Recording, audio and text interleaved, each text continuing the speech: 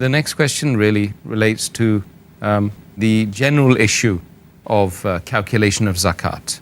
Could you explain to the viewers in a nutshell how that is done? There are two methods of zakat can be calculated, because zakat is payable when you have it for 1 year. So you can keep a daily record of what is your wealth above the nisab level. You can keep a weekly record or a monthly record.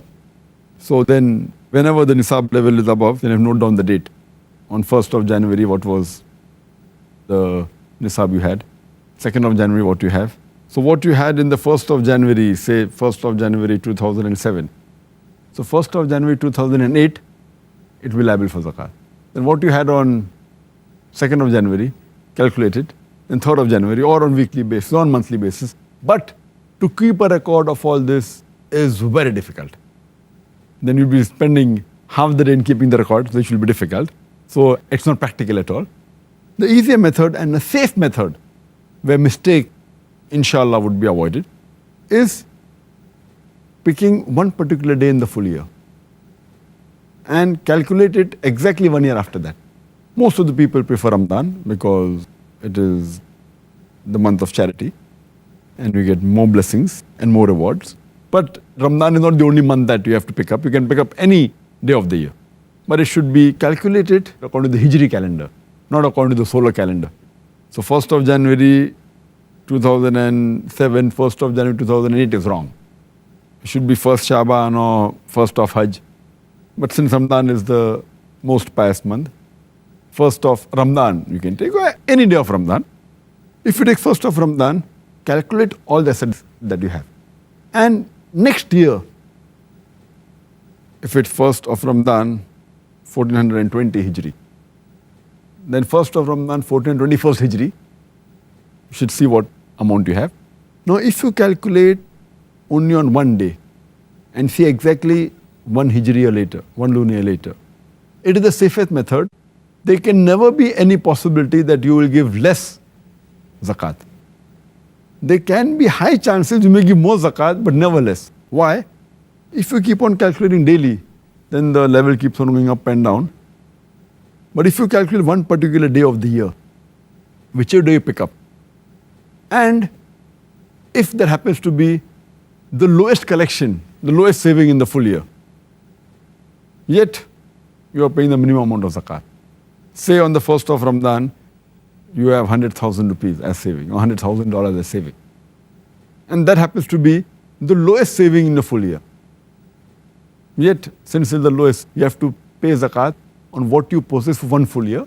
So you have to pay 2,500 rupees or $2,500 on that amount. It's safe. But it may be that it is the highest saving of the full year. So here itself, you may be paying a little bit more zakat, but you won't be paying less. But some people may think, oh, it is the highest saving. That means, I may be paying unnecessary more amount. There are chances you may pay more, but there are no chance you will pay less. Because even if it is the highest, and if you think that you will try and catch the lowest point may keep on changing.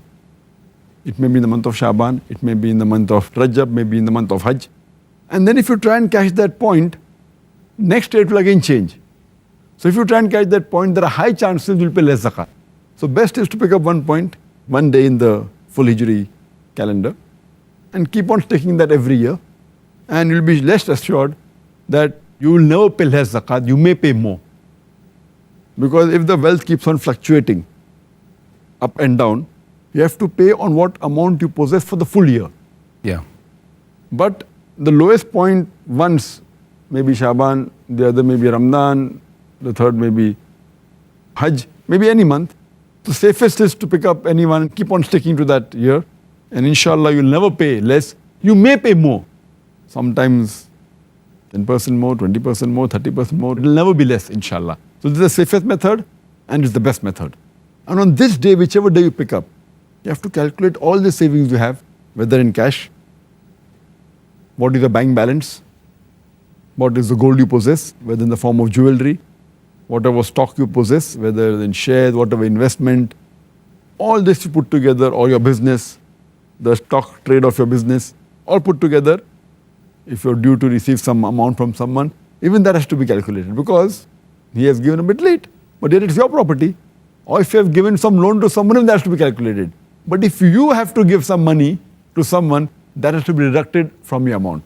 For example, you have taken a loan of $100,000 or 100,000 rupees, and the total amount is 500,000 rupees that you have in your home, cash in hand, cash in bank, stock, everything. So you have to minus from 500,000, 100,000. So you have to pay zakat on 400,000.